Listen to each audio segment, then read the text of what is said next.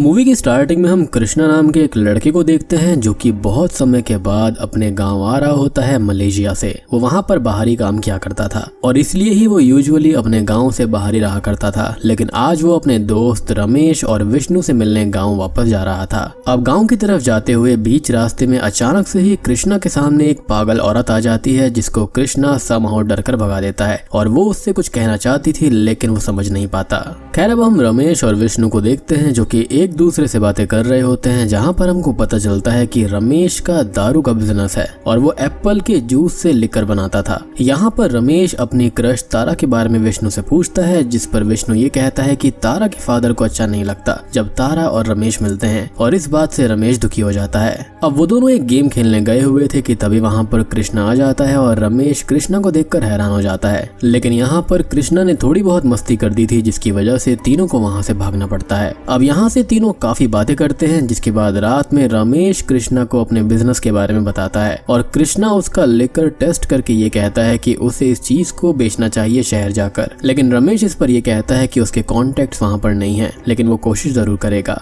जिसके बाद अगले दिन रमेश को लेकर सप्लाई करने के लिए शहर जाना होता है और वो ये बात कृष्णा को बताता है, यानी कि उसको वहाँ पर एक डील मिल गई थी। खैर रमेश और कृष्णा दोनों ही अब शहर के लिए निकल जाते हैं और वहाँ पर उसको लेकर सप्लाई करना ही था और ऐसे ही लगभग शाम हो जाती है। तो ठंड बढ़ने की वजह से दोनों आग जलाकर वहां पर उसके करीब बैठकर बातें करने लगते हैं कि तभी वहां पर एक हर्मिट यानी कि एक बाबा वहां पर आ जाते हैं जो कि काइंड ऑफ किसी अघोरी जैसे लग रहे थे। अब कृष्णा ये ऑब्जर्व करता है कि उन बाबा को ठंड लग रही है, इसलिए वो अपने बैग से एक ब्लैंकेट निकाल कर उनको दे देता है और अपने साथ आग के पास आकर बैठने के लिए बोलता है, जिस चीज से वो बाबा काफी खुश हो जाते हैं। अब वो कृष्णा को ये कहते हैं कि मैं तुम्हें वैसे तो कुछ नहीं दे सकता, लेकिन मेरे पास एक चीज है तुम्हें देने के लिए, और वो अपने कपड़ों से एक बंदर का कटा हुआ हाथ यानी कि मंकी स्पॉ निकालकर उसको देते हैं और कहते हैं कि ये हजारों साल पुराना एक बंदर का हाथ है जो कि काफी पावरफुल मैजिकल बंदर था और इसके हाथ से जो कोई भी विश तुम मांगोगे वो पूरी हो जाएगी। अब ये सारी बातें वो दोनों ध्यान से सुन ही रहे थे कि तभी रमेश के जो पेट होते हैं वो बाहर से अचानक काफी ज्यादा शोर करने लगते हैं और इसलिए रमेश वहां से चला जाता है। लेकिन उस वक्त वो बाबा कृष्णा से ये कहते हैं कि इस हाथ को सिर्फ वही इस्तेमाल करेगा जिसका ये हाथ है, यानी कि जो इसका मालिक है, और अगर किसी और ने इसका इस्तेमाल किया तो इसका रिजल्ट बहुत ही खतरनाक होगा।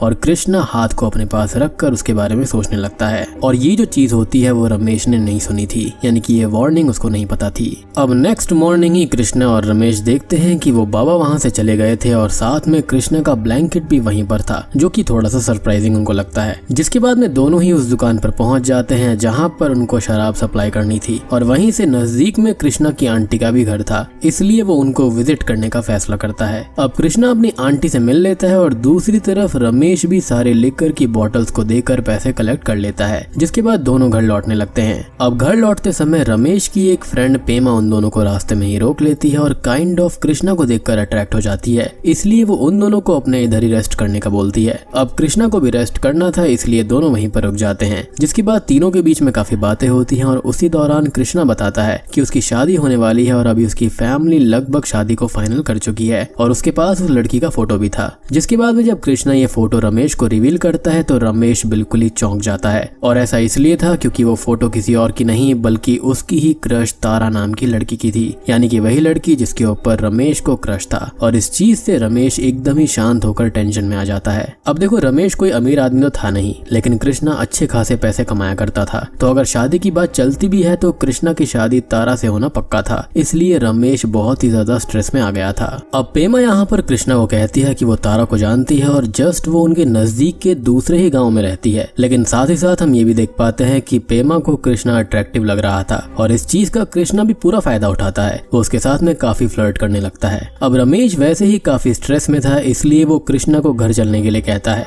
लेकिन कृष्णा यहाँ पर फ्लर्टिंग और अल्कोहल में इतना डूब चुका था कि आज की रात उसे यहीं पर इसी घर में स्पेंड करने का मन हो रहा था, इसलिए रमेश को भी वहीं पर रात स्पेंड करनी पड़ती है। अब रात में जब कृष्णा सो रहा होता है तब हम रमेश के पर्स में तारा का फोटो देख पाते हैं और इस बात को रियलाइज करते हैं कि रमेश तारा के लिए डर रहा था कि कहीं उसकी शादी कृष्णा से ना हो जाए और इसलिए ही वो कृष्णा की पॉकेट से वो बंदर का हाथ निकाल लेता है और उससे बाहर जाकर विश करता है कि तारा उसको मिल जाए। अब अगले दिन जब दोनों पेमा के घर से जा रहे होते हैं तब रास्ते में कृष्णा रमेश को थोड़ा परेशान देखता है और तब इस बात को हम जान पाते हैं कि कृष्णा को पिछली रात को ही इस चीज का आइडिया हो गया था कि जिस लड़की को रमेश पसंद करता है वो तारा ही है और साथ ही साथ उसको ये बात भी पता थी कि रमेश ने उसका मंकीज पॉ यूज किया है। अब हम रमेश को देखते हैं जो कि एक ब्रिज क्रॉस करते हुए कृष्णा पर पीछे से अटैक कर देता है और उसको मारकर उसको नीचे फेंक देता है। लेकिन देन वी रियलाइज कि ये सब सिर्फ रमेश अपने मन में सोच रहा था, यानी कि उसके मन में इस हद तक ख्याल आ रहे थे। अब जब दोनों घर जा रहे होते हैं तभी कृष्णा एक जगह पर रुककर कुछ सोचने लगता है, लेकिन तभी एक पेट जो होता है वो कृष्णा से टकरा जाता है, जिससे वो फिसलकर पहाड़ी की चोटी पर आ जाता है और रमेश कृष्णा को बचाने के लिए एक रस्सी लाकर उसके पास फेंक देता है।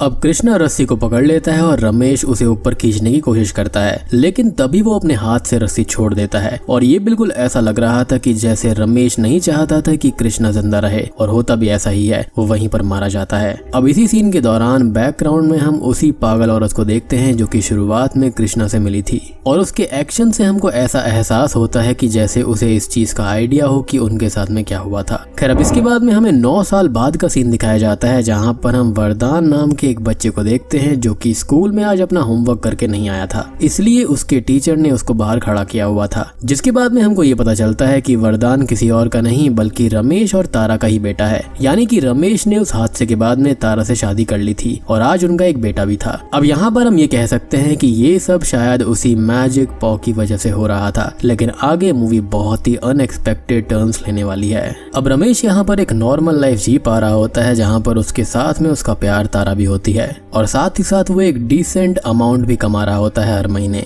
अब हम रमेश को देखते हैं जो कि एक ओनर से बात कर रहा होता है, जहाँ पर वो शॉप का ओनर रमेश को 5000 लिकर बॉटल्स का ऑर्डर देता है, जिसके लिए 3 महीने का समय फिक्स किया गया था, और साथ ही साथ वो उसको 50% एडवांस भी दे देता है, जो कि होते हैं 1,37,000 रुपए, यानी कि 1,37,000। और इतना पैसा रमेश के लिए काफी था, और इस चीज का रमेश और उस ओनर के बीच में एक लीगल एग्रीमेंट भी होता है। अब तारा रमेश को कहती है कि उन्हें लिकर बनाने के लिए कुछ लोगों को हायर कर लेना चाहिए, लेकिन रमेश इस पर कहता है कि उन्हें इसकी जरूरत नहीं है और वो एक लिकर मशीन ले आएगा जिससे जल्दी काम हो जाएगा। अगले दिन रमेश एक एप्पल ओनर से एप्पल की डील्स करता है और शहर से जाकर लिकर बनाने वाली मशीन भी ले आता है, जिसके बाद रमेश और तारा मिलकर अपनी पूरी मेहनत से लिकर बनाने लगते हैं। अब सब कुछ सही चल रहा होता है, लेकिन एक दिन रमेश को बहुत ही बड़ा झटका लगता है। एक रात रमेश बहुत ही अनएक्सपेक्टेड सी चीज देखता है कि उसके घर पर कृष्णा आया है, जी हाँ, जो कि 9 साल पहले मारा गया था। रमेश उससे पूछता है कि तुम बच गए, जिस पर कृष्णा कहता है कि क्या तुमको भी यही लगा कि मैं मर गया हूँ, जिसके बाद दोनों बातें करने लगते हैं। अब यहाँ पर बातों ही बातों में कृष्णा के चेहरे पर ये चीज साफ झलक रही थी कि उसे इसका आइडिया था, जो भी हादसा उसके साथ में हुआ था उसके अंदर कहीं ना कहीं रमेश का बहुत बड़ा हाथ था, और अगर रमेश चाहता था वो उसको बचा सकता था। इसलिए कृष्णा रमेश को बार बार उसी हादसे की याद दिला रहा था।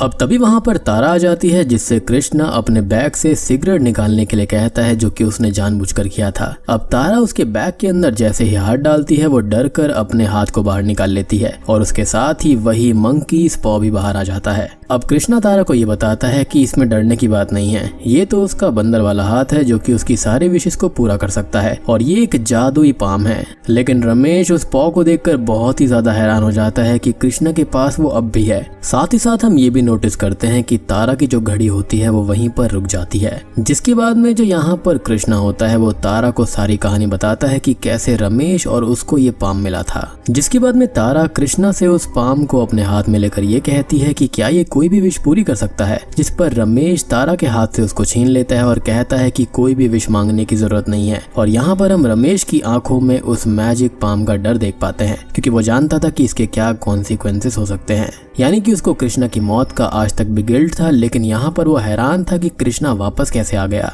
और वो भी 9 साल के बाद ही क्यों। खैर, अब इसके बाद में सभी सोने के लिए चले जाते हैं, जहाँ पर अगली सुबह तारा कृष्णा को ढूंढती है, लेकिन वो कहीं पर भी नहीं था। अब हैरान कर देने वाली बात ये थी कि उनका जो मेन डोर होता है वो अभी भी अंदर से लॉक्ड हो रखा था और वो खुला नहीं था, इसलिए ऐसा लग रहा था कि जैसे कृष्णा हवा में ही गायब हो गया और यहाँ पर कभी आया ही ना हो। और रमेश को ये चीज और भी ज्यादा डरा देती है, क्योंकि वो बिल्कुल उसी बाबा की तरह गायब हो गया था। अब रमेश पर कृष्णा का तो डर छाया ही हुआ था, लेकिन दूसरी तरफ उस पर एक और मुसीबत आने वाली थी। रमेश ने जो 5000 बॉटल्स की डील की थी उसमें से उसने अभी तक सिर्फ 500 ही बनाई थी, और अगली बॉटल्स बनाने के लिए उसको एप्पल्स की जरूरत थी, लेकिन उन एप्पल्स को बड़ा होने में अभी 1 महीने का समय लगने वाला था, इसलिए रमेश कुछ नहीं कर सकता था। लेकिन उसी दौरान एक रात बहुत ही तेज तूफान आ जाता है, जिसकी वजह से कोई भी उस रात अपने घर से बाहर नहीं निकलता। लेकिन रमेश जब सुबह अपने एप्पल्स को देखने जाता है तब उसको पता चलता है कि सारे के सारे सेब पकने से पहले ही गिरकर सड़ गए और सभी एप्पल्स बुरी तरह से खराब हो गए थे। उनका जूस अब नहीं बनाया जा सकता था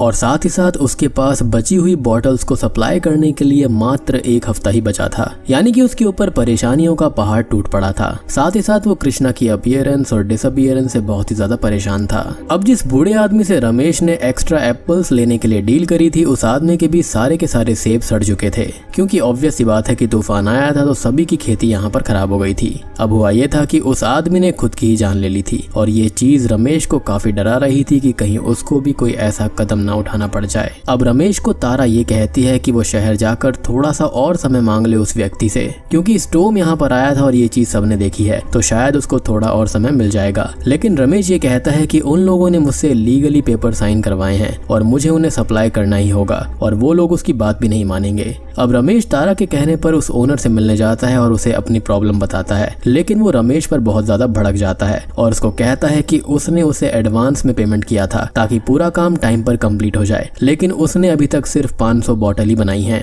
जिसके बाद वो उसे एक और हफ्ते का समय दे देता है, यानी कि अब उसके पास में टोटल 2 हफ्तों का समय था। जिसके बाद में वो ओनर उसको धमकाकर वहां से चले जाने के लिए कहता है और यहाँ पर हम इस चीज को देख पाते हैं कि उस ओनर की गंदी नजर रमेश की वाइफ पर थी और शायद से वो ये सोच रहा था कि अगर उसने पैसे वापस नहीं करे तो वो उसकी वाइफ को मांग लेगा। खैर अब रमेश दिन रात इसी टेंशन में चला गया था कि वो कैसे 2 हफ्तों में 4500 बॉटल्स को बनाएगा, लेकिन उसके साथ इससे भी ज्यादा कुछ बुरा होने वाला था। अब एक रात तारा बहुत ही ज्यादा टेंशन में आ जाती है और वो मंकीज पाम को रमेश से छुपाकर घर से बाहर ले जाती है, जो कि कृष्णा ने जाते समय उनके घर में ही छोड़ दिया था। और यहाँ पर यह भी नहीं पता कि वो उसकी स्पिरिट थी या फिर वो खुद था, लेकिन हवा में ही ऐसे इंसान गायब नहीं होते तो पक्का यहाँ पर वो उसकी स्पिरिट थी जो कि शायद से उससे बदला लेने आई थी, यानी कि रमेश से। खैर वो मंकीज पाम से यहाँ पर विश करती है कि उनकी जो भी प्रॉब्लम है वो सब कुछ चली जाए, यानी कि बेसिकली उनके जो लिकर का अभी प्रॉब्लम हो रहा है वो सॉल्व हो जाए। लेकिन होता इसका उल्टा है, क्योंकि उसने यहाँ पर एग्जैक्ट विश नहीं मांगी थी और हम जानते हैं कि इसके ओनर के अलावा कोई और विश करेगा तो यहाँ पर इसके कॉन्सिक्वेंसेस होने वाले हैं और इसका ओनर अभी भी यहाँ पर कृष्णा ही था।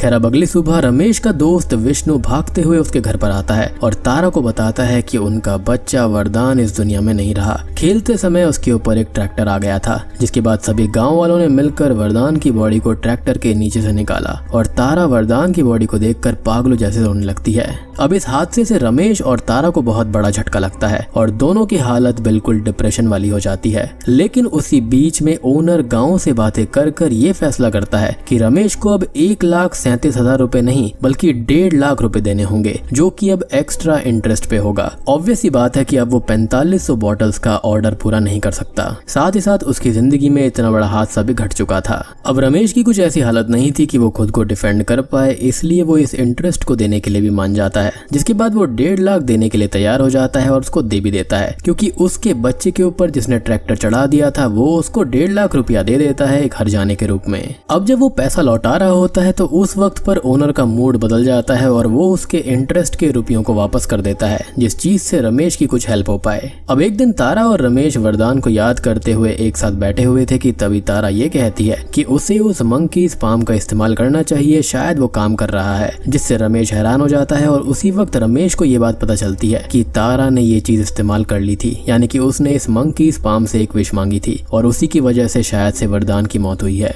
अब रमेश तारा को सब कुछ बताता है कि उस समय जब कृष्णा से वो मिला था तब उसने उसका इस्तेमाल किया था और आज वो जो कुछ भी फेस कर रहे हैं ये उसकी वजह से ही है। वो सब कुछ बताता है कि कैसे उसके मन में कृष्णा के लिए गलत चीजें चल रही थी, लेकिन तारा रमेश की बात नहीं मानती और उस मंकीज पाम का यूज करती है और उससे विश मांगती है कि वरदान वापस आ जाए, जिस पर उनके घर के दरवाजे पर किसी की नॉक करने की आवाज आने लगती है। अब तारा को ये लगता है कि उसका बच्चा वापस आ चुका है, इसलिए वो सीधे ही दरवाजा खोलने के लिए चली जाती है, लेकिन पीछे से रमेश विश करता है कि उन्हें अपना बेटा नहीं चाहिए। जिसके बाद वो नॉकिंग जो होती है सडनली रुक जाती है और रमेश तारा को पकड़कर दरवाजे को वापस लॉक कर देता है। जिसके बाद तारा वरदान को याद करते हुए रोने लगती है। अब देखो यहाँ पर जो होना था वो तो हो गया था, लेकिन रमेश यहाँ पर तारा को शांत करके उसको सुला देता है और बाहर जाकर उस मंकी पाम से ये विश करता है कि वो उसको अब कभी भी यूज नहीं करेगा और उसका कोई भी इस्तेमाल नहीं होगा, जिसके बाद में वो उस पाम को फेंक देता है। यानी कि इस पाम को आप ऐसे ही नहीं फेंक सकते, इसके भी कुछ कॉन्सिक्वेंसेस होंगे, जो कि ऑब्वियसली यहाँ पर उनको मिल चुके थे।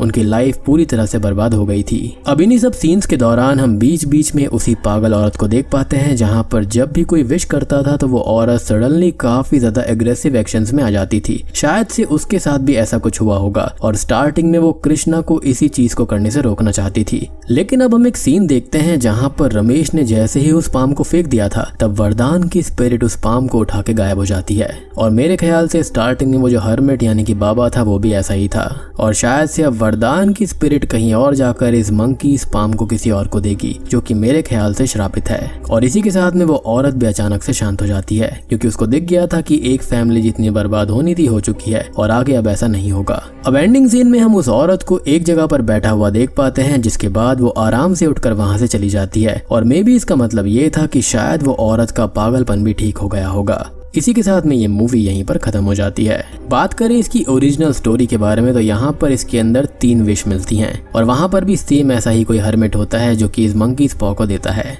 लेकिन उस कहानी के अंदर खाली 3 ही विश आप कर सकते थे, और उसके अंदर भी एंड विश यही होती है कि इसका इस्तेमाल हम नहीं करना चाहते। और ओरिजिनल स्टोरी के अंदर एक खास चीज और होती है कि जब भी इसका कोई इस्तेमाल करता है, यानी कि इससे कोई विश मांगता है, तो ये जो मंकीज पॉ होता है वो अचानक से ही सांप में बदल जाता है। तो मेरे ख्याल से इसके ऊपर पक्का कुछ ना कुछ डेविल कर्स वगैरह होगा। मूवी का जो ओवरऑल कॉन्सेप्ट है वो यही कहता है कि हमको सेल्फिश विशेस नहीं करनी चाहिए, क्योंकि उसके कॉन्सिक्वेंसेस हमेशा ही गलत होते हैं। ओरिजिनली इसका ओनर कृष्णा होना चाहिए था, और उसने यहाँ पर कोई भी विश नहीं करी थी, जबकि यहाँ पर वो रमेश की बात को समझ भी रहा था, उसकी बातों को फील कर पा रहा था कि वो तारा से प्यार करता है। लेकिन रमेश ने कृष्णा से एक बार भी बात करने की कोशिश नहीं करी थी, उसने डायरेक्टली उसको मारने का सोच लिया था, जबकि वो उसका बेस्ट फ्रेंड था। तारा ने भी यहाँ पर अपने आप को बचाने के लिए एक सेल्फिश विश करी थी, लेकिन उसने यहाँ पर स्पेसिफाई नहीं किया कि उसको क्या करना है। उसने खाली ये कहा कि हमारे पैसे बच जाएं, हमारा नुकसान ना हो, और अल्टीमेटली उसके बच्चे की इसमें जान चली गई। बात करें उस पागल औरत की तो मेरे ख्याल से पक्का उसके साथ में भी ऐसा कुछ ना कुछ हुआ होगा, और इसलिए ही वो पागलों की तरह फिरती रहती होगी। और स्टार्टिंग में वो शायद से कृष्णा को यही करने से रोकना चाहती होगी। लेकिन ऑब्वियस सी बात है कि अगर आपके सामने ऐसा कोई भी व्यक्ति आएगा तो आप उसकी खुद बात नहीं मानोगे।